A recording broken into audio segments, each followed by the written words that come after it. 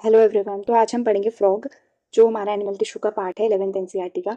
तो ये बहुत ही मोस्ट इंपॉर्टेंट भी है क्योंकि इसमें से 2-3 क्वेश्चन तो आना ही है, मैक्स टू मैक्स 2 तो आएंगे ही। और ये एज इट इज़ एनसीईआरटी से ही पूछा जाता है, कुछ इसमें आउट ऑफ एनसीईआरटी कभी नहीं आता। तो हम एनसीईआरटी से ही कवर करेंगे सब कुछ। मैंने इसमें हर एक लाइन एनसीईआरटी की इंक्लूड की है और मैंने खुद ही बनाए हैं नोट्स, तो इसमें हर एक लाइन आपको एनसीईआरटी की मिलेगी। जो जो एनसीईआरटी में लाइन्स है सब कुछ कवर है। तो हम इसको पढ़ना स्टार्ट करते हैं फ्रॉग को। देखो, एक चीज़ माइंड में रखनी है फ्रॉग पढ़ते हुए, वो ये कि जो फ्रॉग्स होते हैं और जो हम होते हैं वो बहुत कुछ सिमिलर है। यानी जो हम है ना वो ज़्यादातर रिलेटेबल फ्रॉग है बिल्कुल। कॉकरोच तो बिल्कुल अलग होते हैं क्योंकि कॉकरोच को जब हम पढ़ते हैं तो उसमें बहुत कुछ अलग होता है, हमसे बहुत अलग होते हैं। लेकिन फ्रॉग हमारे बहुत सिमिलर होते हैं, तो ये चीज़ हम ध्यान में रख के पढ़ेंगे तो आसान लगेगा। ठीक है, तो फ्रॉग, अब देखो फ्रॉग जो होता है हमारे पास वो इस पे भी रह सकता है, लैंड पे भी, और फ्रेश वाटर में भी रह सकता है। दोनों जगह रह लेता है, उसको इसलिए क्या बोलते हैं, एम्फीबियंस। जो दोनों जगह रह लेते हैं उनको एम्फीबियंस बोलते हैं, है ना। जो लैंड पे भी रह सकते हैं, वाटर में भी। अभी वाटर में उसको जाने की जरूरत क्या पड़ती है, वाटर में जाता क्यों है, तो ये वाटर में जाता है रिप्रोडक्शन के लिए। वैसे तो ये लैंड पे ही रहेगा, लेकिन जब इसको रिप्रोड्यूस करना है तो ये वाटर में जाएगा। ठीक है, तो इसलिए इसको वाटर में जाना पड़ता है, और इसीलिए क्या है, ये एम्फीबियंस है। और किंगडम एनिमिलियस है, जैसे हम लोग। ठीक है, कॉर्डेटा इनका है फाइलम, जैसे हमारा कॉर्डेटा है वैसे इनका भी। ठीक है, अब जो हमारा कॉमन इंडियन नेम है फ्रॉग का वो क्या है, वो है राना टिग्रीना। अ, इसका नाम है राना टिग्रीना। ठीक है, राना टिग्रीना इसका नाम है, इंडियन फ्रॉग। प्रोकिलोथर्म्स है, कोल्ड ब्लडेड। यानी इनका कांस्टेंट नहीं होता बॉडी टेम्परेचर, ये अपना बॉडी टेम्परेचर जहाँ जाते हैं उस हिसाब से चेंज कर लेते हैं, इसलिए इनको बोलते हैं प्रोकिलोथर्म्स। ठीक है, कोल्ड ब्लडेड एनिमल्स होते हैं, लेकिन हम लोग वार्म ब्लडेड हैं। ये कोल्ड ब्लडेड होते हैं, ये अपना कांस्टेंट टेम्परेचर रखते हैं। नहीं नहीं रखते हैं, सॉरी, हाँ, कांस्टेंट टेम्परेचर नहीं रखते हैं। ठीक है, अब देखो जो फ्रॉग होता है हमारे पास वो एस्टिवेशन और हाइबरनेशन दो चीज दिखाता है। एस्टिवेशन मतलब होता है समर स्लीप, है ना। हाइबरनेशन होता है विंटर स्लीप। तो अब ये एस्टिवेशन और हाइबरनेशन क्यों दिखाते हैं, देखो इनको क्या करना पड़ता है ना। जब ये कांस्टेंट बॉडी टेम्परेचर को तो मेंटेन कर नहीं सकते हैं, अभी ज़्यादा सर्दी पड़ेगी तो इनको स्लीप में जाना पड़ेगा, ज़्यादा गर्मी पड़ेगी तो इनको स्लीप में जाना पड़ेगा। अंडरग्राउंड स्लीप होती है एस्टिवेशन या हाइबरनेशन, ये मतलब अपने लिए गड्ढा खोदते हैं, फिर उसमें ही सो जाते हैं या वहीं रहने लगते हैं। ठीक है, तो इसलिए एस्टिवेशन और हाइबरनेशन दोनों चीज़ दिखाते हैं, और इन टाइम पे ये जो होते हैं ना स्किन से रेस्पायर करते हैं। ठीक है, अपनी स्किन से रेस्पायर करते हैं। अभी हम देखेंगे रेस्पिरेशन ये 3 तरह की करते हैं। ठीक है, मतलब हर चीज़ से रेस्पायर कर सकते हैं, लंग से भी, स्किन से भी। ठीक है, तो हम देखेंगे भी। अब इनके पास एक प्रॉपर्टी होती है कैमोफ्लेज या मिमिक्री। कैमोफ्लेज यानी जिस जगह जैसे कोई बैकग्राउंड ग्रीन है तो ये ग्रीन ही हो जाएंगे, कोई और बैकग्राउंड है ब्राउन कलर का है तो ये ब्राउन ही हो जाएंगे। तो ये कैमोफ्लेज वाली प्रॉपर्टी शो करते हैं। मिमिक्री एनसीईआरटी मेंशन करती है, बट एज अ मिमिक्री नहीं होती है इसको। तो मिमिक्री तो किसी को देख के हम कॉपी करें उसे मिमिक्री कहते हैं। कैमोफ्लेज ये बैकग्राउंड के कलर से मैच कर जाते हैं, उसे कैमोफ्लेज कहते हैं। मिमिक्री शो नहीं करते हैं, क्योंकि मिमिक्री मतलब होता है कि हम किसी की कॉपी कर रहे हैं, उसे मिमिक्री कहेंगे। कैमोफ्लेज मतलब जो बैकग्राउंड का कलर है हम उसके जैसा चेंज करेंगे, तो ये प्रॉपर्टी इनके पास होती है। अब हम इनकी मॉर्फोलॉजी देखेंगे कि ये बाहर से कैसे दिखते हैं, मतलब मॉर्फोलॉजी हम कहते हैं जो बाहर से उसकी अपीयरेंस कैसी है। तो इसकी अपीयरेंस होती है, स्किन इसकी स्मूथ है, स्लिपरी है। क्योंकि स्लिपरी क्यों है, क्योंकि इनके पास म्यूकस प्रेजेंट होता है स्किन में, तो इनकी स्किन स्मूथ और स्लिपरी होती है। अब जो इनका अपर बॉडी होता है ना, यानी डोर्सल पार्ट होता है, जो अपर बॉडी यानी डोर्सल पार्ट, और नीचे वाली बॉडी यानी वेंट्रल पार्ट। तो जो इनका अपर पार्ट होता है वो ग्रीन होता है, ऑलिव ग्रीन। और इन उस पर डार्क इरेगुलर स्पॉट्स होते हैं, यानी ऐसे छोटे छोटे वो होते हैं डार्क स्पॉट्स। ये पिक्चर यहाँ पे है ना, इसमें देखो ये डार्क स्पॉट्स हैं, और ये ऑलिव ग्रीन कलर का ऊपर की साइड से होता है। और वेंट्रल साइड से कैसा होता है, पेल येलो कलर का। ठीक है, वेंट्रल साइड से होता है ये पेल येलो, और olive green and dark irregular spots dorsal side होते हैं। अब जो फ्रॉग होता है ना वो कभी पानी पीता नहीं है, वो हमेशा अपनी स्किन से एब्जॉर्ब करता है, वो कभी भी पानी को पिएगा नहीं। Frog never drinks water but absorb through skin, तो वो अपनी स्किन से एब्जॉर्ब कर लेता है। ठीक है, तो ये उसकी कुछ मॉर्फोलॉजी है, कुछ अपीयरेंस है, उसकी बॉडी कैसे दिखती है उसके बारे में। अब हम देखते हैं उसकी बॉडी में कैसे डिविजिबल है उसकी बॉडी, जैसे हाथ पैर है या फिर बॉडी बीच में से कैसे डिवाइडेड है, तो वो देखेंगे। तो इसके पास हेड एंड ट्रंक प्रेजेंट होता है, मतलब हेड भी है और ट्रंक भी है, लेकिन नेक और टेल प्रेजेंट नहीं होती है। ठीक है, नेक और टेल एब्सेंट होगी और हेड एंड ट्रंक प्रेजेंट होगा। अब देखो इसके पास क्या होता है ना, अबव माउथ, मतलब माउथ के ऊपर, जैसे हमारे पास नॉस्ट्रिल्स है, नोज है, तो उसमें 2 हमारे पास नॉस्ट्रिल्स हैं, इसके पास भी नॉस्ट्रिल्स होंगे। इसकी जो आईज है वो बल्ज्ड और निक्टेटिंग मेम्ब्रेन से कवर होती है, जो हमारे पास भी निक्टेटिंग मेम्ब्रेन होती है ह्यूमंस में। लेकिन जो हमारी निक्टेटिंग मेम्ब्रेन है वो वेस्टिजियल है, हमें उसका काम नहीं है। लेकिन इसके पास उसका काम है निक्टेटिंग मेम्ब्रेन का। इसमें वो थर्ड आईलिड की तरह काम करती है, जिस मतलब जब ये वाटर में जाता है रिप्रोड्यूस करने के लिए, तो वाटर में वो इसको हेल्प करती है वहां पे रहने के लिए। तो एज इट इज इसकी थर्ड आईलिड की तरह वो काम करती है। ठीक है, और इसके बाद हम इसके ईयर्स देखते हैं। इसके ईयर्स के लिए भी स्पेशल ऑर्गन है जिसे हम टिम्पैनम बोलते हैं, तो इसके पास स्पेशल ऑर्गन है टिम्पैनम। अब इसके पास लिम्स देखो कैसे होते हैं, four limbs and hind limbs, मतलब फोर लिम्स ऊपर जो हमारे पास हाथ होते हैं और हाइंड लिम्स पैर। ठीक है, अब जो इनके फोर लिम्स हाइंड लिम्स है वो इनमें किस चीज में हेल्प करते हैं, इन्हें स्विमिंग में हेल्प करते हैं, वॉकिंग में, लिपिंग में या बरोइंग में, है ना, स्विमिंग करने में, चलने में, और अपने लिए जब ये एस्टिवेशन और हाइबरनेशन के लिए गड्ढा खोदते हैं उसमें जाने के लिए, तो उसमें भी वो हेल्प करेंगे। तो अब हाइंड लिम्स और फोर लिम्स कैसे होते हैं ना, आप देखो हाइंड लिम्स में इनके पास 5 डिजिट होती है, हाइंड लिम्स में 5 होती हैं उंगलियां, मतलब यहाँ पे थंब प्रेजेंट होगा, लेकिन जो फोर लिम्स होते हैं ना उसमें थंब नहीं होता है, इनके पास थंब एब्सेंट होता है। और हाइंड लिम्स इनके पास वेब्ड होते हैं और फोर लिम्स इनके पास वेब्ड नहीं होते हैं। अब यहाँ पे वेब्ड हाइंड लिम्स होंगे यानी कि वो उनके पास स्किन है उनके हाथों के ऊपर या पैरों के ऊपर, हाथों के ऊपर स्किन नहीं होती, पैरों के ऊपर स्किन है बीच बीच में, तो उसे बोलते हैं वेब्ड है। और हाइंड लिम्स इनके थोड़े बड़े होते हैं, फोर लिम्स छोटे होते हैं।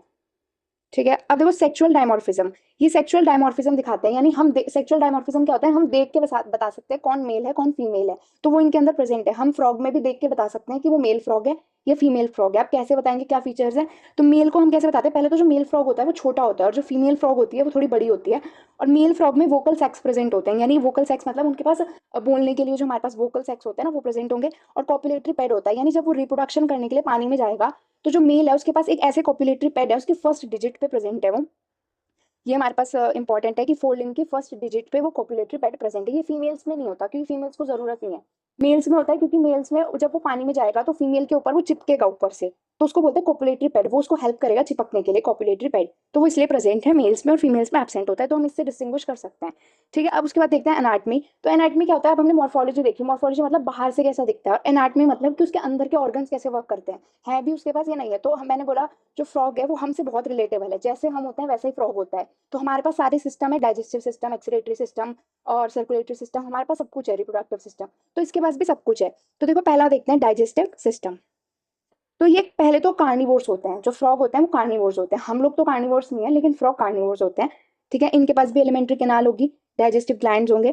एलिमेंट्री कैनाल इनकी छोटी होती है क्योंकि कार्निवोर्स हैं, इनके पास एलिमेंट्री कैनाल भी छोटी होगी और जो इंटेस्टाइन होगा उसकी लेंथ भी कम होगी। ठीक है, उसकी लेंथ भी कम होती है और एलिमेंट्री कैनाल इनका शॉर्ट होता है। ठीक है, तो इसीलिए क्या होता है कि ये कार्निवोर्स हैं इसलिए ऐसा है। और इनके पास सारे डाइजेस्टिव ग्लैंड्स भी प्रेजेंट होते हैं। देखो अब इनका डाइजेस्टिव सिस्टम होता कैसा है वो देखते हैं। तो इनके डाइजेस्टिव सिस्टम में पहले माउथ, फिर बक्कल कैविटी, ठीक है, उसके बाद फेरिंग्स, उसके बाद ईसोफेगस जो कि छोटा होगा अगेन क्योंकि कार्निवोर्स हैं, फिर stomach, intestine, rectum and cloaca. Cloaca इनकी ओपनिंग है। देखो होता कैसे है मैं आपको बताती हूँ। पहले आया माउथ, ठीक है, हमारे में भी माउथ ही है, पहले सबसे पहले माउथ है ना। ठीक है, डाइजेशन के लिए हम माउथ में ही तो खाना डालते हैं, तो इनके पास भी माउथ है। फिर बक्कल कैविटी, यानी जहाँ पे हमारा पूरा टीथ वगैरह प्रेजेंट है, पूरी बक्कल कैविटी है, इसको बक्कल कैविटी बोल दिया। फिर आया फेरिंग्स, हमारे पास भी फेरिंग्स हैं, इनके पास भी है। ईसोफेगस, फूड पाइप को बोलते हैं, ईसोफेगस इनके पास भी है लेकिन इनके पास छोटा है क्योंकि ये कार्निवोर्स है, तो इनके पास छोटा होगा। फिर आएगा स्टोमक, फिर इंटेस्टाइन, इनके पास भी इंटेस्टाइन है लेकिन छोटा होगा, उसकी लेंथ भी कम होगी। फिर आएगा रेक्टम, हमारे पास भी रेक्टम होता है। फिर क्लोएका, इनके पास क्लोएका बोलते हैं, जो एक ओपनिंग होती है जहाँ से सब कुछ बाहर निकलता है। ठीक है, उसको क्लोएका बोलते हैं। ठीक है, अब देखो क्या होता है, जो लीवर होता है ना वो यहाँ बाइल सीक्रेट करेगा, हमारा लीवर भी बाइल सीक्रेट करता है, कोई नई बात नहीं है। हमारा जो बाइल जूस होता है वो भी गॉल ब्लैडर में स्टोर होता है, इनका भी गॉल ब्लैडर में स्टोर होगा। ठीक है, पैंक्रियास डाइजेस्टिव जूस सीक्रेट करते हैं, हमारे में भी करते हैं, इनके में भी एज इट इज वही बात है। ये तो हमने देखा कि पार्ट्स हैं इनके, ठीक है, ये तो पार्ट्स हैं कि इस तरह से अरेंज है सारा कुछ। लेकिन अब डाइजेशन होगा कैसे वो इंपॉर्टेंट है। ठीक है, तो देखो डाइजेशन होता कैसे है। फूड खाया, ठीक है, फूड खाया, उसके बाद क्या हुआ, फूड खाने के बाद बाइलोप टंग है इनके पास, बाइलोप टंग है, फूड खा के बाइलोप टंग में रखा मतलब फिर स्टोमक में जाएगा फूड, स्टोमक में क्या होगा उसको HCl मिलेगा और गैस्ट्रिक जूसेस मिलेंगे। ठीक है, उससे क्या होगा डाइजेशन होगा। फिर काइम होता है, काइम जो कि पार्शियली डाइजेस्टेड फूड है, हमारे पास पूरा डाइजेस्ट नहीं होता है, पार्शियली डाइजेस्टेड फूड होता है, हमारे में भी ऐसा ही होता है लेकिन डाइजेशन चैप्टर नहीं है हमारे में, तो अभी तो शायद हम पढ़ते ही नहीं है तो याद नहीं होता। देखो उसके बाद है common bile duct, common bile duct यानी उसमें सब कुछ सीक्रेट होएगा, मतलब सारे सीक्रेशन आ जाएंगे, पेंक्रियास का सीक्रेशन, लीवर से सीक्रेशन, सब कुछ सीक्रेशन कॉमन बाइल डक्ट के थ्रू ड्यूडेनम में जाएगा जो कि इंटेस्टाइन का फर्स्ट पार्ट है, ड्यूडेनम में। फिर इंटेस्टाइन में फाइनल डाइजेशन हो जाता है। ठीक है, ये तो मैं लिख देती हूँ, इंटेस्टाइन में यहाँ पे फाइनल डाइजेशन हो जाएगा, ये फाइनल डाइजेशन यहाँ पे होगा। अब डाइजेशन तो हो गया, ठीक है, डाइजेशन हो गया। अब उसके बाद अब एक चीज और देखो, जो यहाँ पे ना वो होता है हमारे पास बाइल होता है, वो फैट को एमल्सिफाई करता है, यानी बाइल हमारे पास फैट को तोड़ने में हेल्प करेगा, डाइजेस्ट करने में हेल्प करेगा। बाकी जो गैस्ट्रिक जूसेस होते हैं वो प्रोटीन्स एंड कार्बोहाइड्रेट्स को तोड़ते हैं, ठीक है, उसको डाइजेस्ट करने में हेल्प करता है। डाइजेशन हो गया, अब एब्जॉर्प्शन कैसे होगा, माइक्रोविलाई की हेल्प से, हमारे में भी माइक्रोविलाई की हेल्प से ही होता है, इनके में भी वैसे ही होएगा। फिंगर लाइक प्रोजेक्शन होती है वो उससे हमारे पास उसके थ्रू एब्जॉर्प्शन हो जाएगा। इजेशन क्लोएका, एक ही ओपनिंग है क्लोएका जिससे सब कुछ इजेशन होता है। ठीक है, तो यहाँ पे भी वैसी है, क्लोएका से हो जाएगा। अब उसके बाद देखो रेस्पिरेशन, ये तो हमने डाइजेशन देख लिया, अब मैंने बोला था रेस्पिरेशन इनके पास सब कुछ होता है। ठीक है, ये पल्मोनरी भी दिखाते हैं, क्यूटेनियस भी, पल्मोनरी यानी जो लैंड से करते हैं और जो वाटर में करते हैं उसे क्यूटेनियस बोलते हैं, इसको पल्मोनरी बोलते हैं। लंग्स हमारी तरह pair of elongated pink pink colour के lungs upper part of thorax में प्रेजेंट होंगे। ठीक है। एयर नॉस्ट्रल्स में जाएगी, बकल कैविटी, फिर लंग्स में पहुंच जाएगी। ठीक है, ये तो बहुत ही छोटी इजी बात थी। अब देखो इनके पास और क्या है, वेस्क्यूलर सिस्टम और लिम्फेटिक सिस्टम भी है, जो कि बहुत अच्छा वेल डेवलप्ड क्लोज्ड है। ठीक है, वेस्क्यूलर सिस्टम में क्या क्या आता है, हार्ट, ब्लड वेसल, ब्लड, और लिम्फेटिक सिस्टम में lymph channels and lymph nodes, ये सब आता है। अब देखो हार्ट समझ लेते हैं इनका, दिल होता कैसा है। तो देखो ये तो हमने पहले भी देखा हुआ है कि हार्ट में 3 चैम्बर होते हैं इनके, हमारा 4 चैम्बर होता है पर इनका 3 चैम्बर हार्ट होता है। Right atria, left atria, atria 2 होंगे, एक वेंट्रिकल होगा। ठीक है, ये है। और जो पेरिकार्डियम है वो इनके हार्ट की कवरिंग होती है, इसलिए मैंने कवर करके ऐसे बनाया हुआ है। पेरिकार्डियम हार्ट की कवरिंग है इनके। इनका हार्ट भी मस्कुलर है हम लोग की तरह। ठीक है, अब देखो इनके में जाता कैसे है, पूरा कुछ होता कैसे है। 2 एसेसरी चैम्बर भी हम यहाँ पे यूज करते हैं। पहले डीऑक्सीनेटेड ब्लड आएगा, वेन्स में जाएगा। उसके बाद साइनस वेनोसस, ये है एसेसरी चैम्बर। इसके बाद राइट एट्रिया, फिर पल्मोनरी वेन से लेफ्ट एट्रिया में आएगा, और फिर मिक्स्ड होके यहाँ पे मिक्स्ड ब्लड है। ठीक है, हमारे में मिक्स नहीं होता है, इसीलिए ये कोल्ड ब्लडेड एनिमल्स हैं, क्योंकि मिक्स्ड ब्लड है इनके पास। ठीक है, तो मिक्स्ड है। फिर उसके बाद ही जाएगा ट्रंकस आर्टेरियोसिस में, या कोनस आर्टेरियोसिस भी बोलते हैं, ये भी एक एसेसरी चैम्बर है। इस तरह से इनका पूरा चलता है हार्ट। ठीक है, और इनके पास both hepatic and renal portal system होता है। हिपैटिक और रीनल पोर्टल सिस्टम मतलब जो किडनी और उसके बीच में है हमारे पास हार्ट के, और हिपैटिक में भी जो लिवर और हार्ट के बीच में है, तो वो पूरा पोर्टल सिस्टम ऐसे चलता है हमारे पास यहाँ पे। ठीक है, अब इसके बाद हम देख लेते हैं ब्लड। ब्लड इनके पास प्लाज्मा होगा, जैसे हमारे पास है, सेल्स भी होंगे। ठीक है, प्लाज्मा एंड सेल्स है। सेल्स आरबीसी भी होगा, डब्ल्यूबीसी भी होगा, प्लेटलेट्स भी होंगे। आरबीसी, हमारे में आरबीसी ई न्यूक्लिएटेड होती है, इनके में आरबीसी न्यूक्लिएटेड है। हीमोग्लोबिन होगा यहाँ पे भी। लिम्फ यहाँ पे फ्यू प्रोटीन्स एंड आरबीसी को लाइक करता है। इतना ही एनसीईआरटी में मेंशन है और हमें वही पढ़ना भी है। Circulation by pumping of heart, heart को जो हम पंप करते हैं उसी से सर्कुलेशन होता है, मतलब पंपिंग से ही सर्कुलेट होता है, जैसे हमारे में होता है हार्ट पंप करता है तभी तो सारे में ब्लड सर्कुलेट होता है, इनके में भी वैसे ही होता है। तो और मैंने इसमें सब कुछ लिखा है, मतलब इसको पढ़ने के बाद जब आप एनसीईआरटी पढ़ोगे तो कुछ भी ऐसा नहीं होगा जो अलग होगा, सब एग्जैक्ट सेम होगा। अब एक्सरेशन देख लेते हैं। तो एक्सरेशन पेयर ऑफ किडनी से होगा, यूरेटर्स है, क्लोएका है, यूरिनरी ब्लैडर है, ये सब पार्ट्स हैं। ये भी यूरियोटेलिक हैं, जैसे हम यूरियोटेलिक हैं। नेफ्रॉन्स, ईच किडनी के पास ईच नेफ्रॉन्स होंगे प्रेजेंट। ठीक है, इनकी किडनी कैसी होती है, कॉम्पैक्ट, डार्क रेड कलर और बीन लाइक, जैसे हमारी। पर एक इंपॉर्टेंट लाइन जो एनसीईआरटी में ऐसी चीजें पूछते भी है ना, वो पोस्टीरियरली प्रेजेंट होती है। ठीक है, पोस्टीरियरली प्रेजेंट है। अब 2 यूरेटर इनके पास हैं जो हमने देखा। अब देखो यूरेटर क्या है, मेल्स में जो होता है, मेल्स में दोनों चीज, जैसे हमारे ह्यूमंस में भी तो ऐसा ही होता है ना, ह्यूमंस में जो मेल्स होते हैं उनमें यूरिनोजेनाइटल ट्रैक्ट बोलते हैं उसे। यूरिनोजेनाइटल ट्रैक्ट क्यों बोला, क्योंकि उसी जगह से यूरिन पास होता है और उसी जगह से मेल्स में सीमेन पास होता है। दोनों चीज के लिए एक ही ओपनिंग है, पेनिस जैसे हम बोलते हैं ना, पेनिस, वहां से दोनों चीज पास होती है, यूरिन भी और सीमेन भी। लेकिन फीमेल्स में ऐसा नहीं है, फीमेल्स में अलग होता है ना, हमारे पास यूरिनोजेनाइटल नहीं होता वो, वहाँ पे यूरिन के अलग अलग ओपनिंग है, और उसके लिए ओविडक्ट्स, एग्स के लिए, सबके लिए अलग ओपनिंग है ना, उसके लिए हमारे पास अलग ओपनिंग होती है। तो यहाँ पे अलग अलग होता है, तो इसीलिए सेपरेट है। इसमें भी सेम ऐसी है, फीमेल्स में सेपरेट है और मेल्स में यूरिनोजेनाइटल है, और बाद में एक ही ओपनिंग है कॉमन क्लोएका। ठीक है, और इसीलिए, और एक चीज क्या होती है इनमें, जो मेल्स हैं वहाँ पे, यहाँ पे भी शॉर्ट ही होता है। ठीक है, यूरेटर यहाँ पे भी शॉर्ट ही होंगे। अभी जो हमारे पास ह्यूमंस होते हैं उनमें भी जो यूरेटर्स होते हैं वो, नहीं, फीमेल्स में शॉर्ट होते हैं, यहाँ पे भी फीमेल्स में शॉर्ट होते हैं। ठीक है, तभी तो क्या होता है, फीमेल्स को यूटीआई जल्दी हो जाता है ना, यूरिनरी ट्रैक्ट इन्फेक्शन जल्दी हो जाता है, और मेल्स में नहीं हो पाता जल्दी। सेम यहाँ पे भी वैसा ही होता है। Urinary bladder ventral to rectum, मतलब वेंट्रल साइड पर प्रेजेंट है रेक्टम के, और फिर क्लोएका में खुल जाएगा। ठीक है, अब उसके बाद क्या है, कंटेन्स, अब इनके पास अच्छा खासा इवॉल्व्ड नर्वस सिस्टम भी है और एंडोक्राइन सिस्टम भी है, बिल्कुल हमारी तरह है ना, तो इसमें सब कुछ है, अच्छा नर्वस सिस्टम भी, एंडोक्राइन सिस्टम भी। तो अब वो कैसा है, अब हम वो देखते हैं। अब देखो एंडोक्राइन ग्लैंड्स वाला पार्ट कैसे वर्क करता है। अब एंडोक्राइन ग्लैंड्स यहाँ पे हार्मोन्स रिलीज करते हैं, जैसे हमारे में भी तो एंडोक्राइन ग्लैंड्स हार्मोन्स रिलीज करते हैं, यहाँ पे भी वही करते हैं। पिट्यूटरी, कौन कौन से हार्मोन्स है, pituitary, thyroid, parathyroid, thymus, pineal और पैंक्रियाटिक आइलेट्स, एड्रिनल, गोनाड्स, ये सब हार्मोन्स भी रिलीज करते हैं। अब देखो नर्वस सिस्टम इनके पास कैसा है, वो तो बहुत डेवलप्ड है, हमारे जैसा ही है, मतलब बहुत कुछ सिमिलर है। तो देखो कैसा होता है नर्वस सिस्टम, यहाँ पे भी सेंट्रल नर्वस सिस्टम होगा और पेरिफेरल नर्वस सिस्टम होगा। सेंट्रल ब्रेन, स्पाइनल कॉर्ड, और पेरिफेरल में क्रेनियल एंड स्पाइनल नर्व्स होंगे। ठीक है, ऑटोनॉमिक नर्वस सिस्टम भी प्रेजेंट होता है, सिंपैथेटिक, पैरासिम्पैथेटिक, ये सब प्रेजेंट होगा। अब यहाँ पे जो क्रेनियल नर्व्स है हमारे पास, वो 10 के पेयर में प्रेजेंट होती है। ठीक है, तो इनके पेयर में क्रेनियल नर्व्स प्रेजेंट है। ब्रेन है इनके पास, तो ब्रेन कैसा है आप देखो, वो भी कहाँ पे सिचुएटेड है, बोनी स्ट्रक्चर है जिसे बोलते हैं क्रेनियम, उसमें सिचुएटेड है इनका ब्रेन। ठीक है, ब्रेन भी 3 पार्ट में डिवाइडेड है, जैसे हम लोग में है fore brain, mid brain, hind brain, ये सब में प्रेजेंट है इनका, ऐसे ही। तो यहाँ पे फोर ब्रेन है, मिड ब्रेन है और हाइंड ब्रेन है। फोर ब्रेन यहाँ पे ओल्फैक्टरी लोब्स होती है हमारे पास।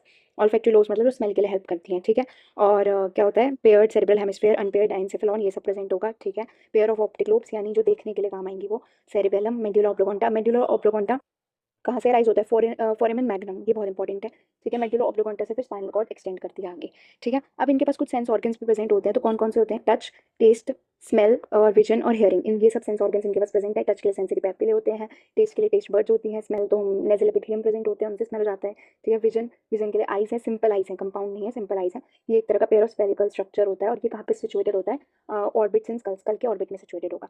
हियरिंग के लिए यहाँ पे ईयर है, टिम्पेनल जो कि एक्सटर्नल ईयर है, और इंटरनल लेयर्स होते हैं, इंटरनल ईयर नहीं होते, एक्सटर्नल ईयर नहीं होते, सिर्फ टिम्पेनम होता है। और ईयर यहाँ पे किस चीज़ के लिए होते हैं? दो चीज़ के लिए होते हैं, फॉर हियरिंग एंड बैलेंसिंग, दो चीज़ के लिए ईयर्स यहाँ पे हेल्पफुल है, ठीक है। उसके बाद आता है रिप्रोडक्टिव सिस्टम, जो कि बहुत ही मतलब इंपॉर्टेंट, क्या बहुत इंपॉर्टेंट है, इसी से ज़्यादातर क्वेश्चन आते हैं। तो देखो मेल्स में रिप्रोडक्टिव सिस्टम कैसा होता है? मेल्स में हमारे पास येलोइश ओवोइड टेस्टीज होते हैं, मतलब येलो कलर की ओवल शेप की टेस्टीज प्रेजेंट होंगी, ठीक है। येलो कलर की ओवल शेप की टेस्टीज प्रेजेंट होंगी। ये कहाँ पे सिचुएटेड होती हैं? किडनी के ऊपर सिचुएटेड होंगी। और कैसे? देखो डबल फोल्ड ऑफ पेरिटोनियम, यानी उनके ऊपर डबल फोल्ड होगा पेरिटोनियम का, जिसे हम बोलते हैं मीजोक्राइन, ठीक है, मीजोक्राइन। ये हमारे पास इस तरह से प्रेजेंट होती हैं, ठीक है। उसके बाद आएगा वासा फ्रेंशिया। वासा फ्रेंशिया यहाँ पे 10 to 12 होते हैं नंबर में। उसके बाद ये जाके खुलते हैं किडनी में, किडनी में जाके खुलेंगे, किडनी से फिर बिडर कैनाल, बिटर कैनल और यूरिनोजेनाइटल डक्ट और क्लोएका। यूरिनोजेनाइटल डक्ट जिसमें दोनों चीज पास होंगी और फिर कहाँ पे खुल जाएगा? क्लोएका में एट द एंड, ठीक है। ये पूरा ऐसे मेल रिप्रोडक्टिव सिस्टम वर्क करता है। उसके बाद फीमेल का देख लेते हैं कैसा होता है। फीमेल में होता है pair of ovaries situated near kidney, यानी किडनी के पास होती हैं, लेकिन किडनी के साथ इनका कोई भी डायरेक्ट फंक्शनल रोल नहीं होता है, कोई भी फंक्शनल कनेक्शन इनके पास किडनी का नहीं होता, सिर्फ ये किडनी के पास सिचुएटेड होती है। ओवरी के बाद पेयर ऑफ ओविडक्ट्स आते हैं, फिर ये क्लोएका में खुलते हैं सेपरेटली, यानी डिस्चार्ज के लिए अलग होता है और यूरिन के लिए अलग होता है, ओपनिंग हमारे पास सेपरेटली खुलता है, ठीक है।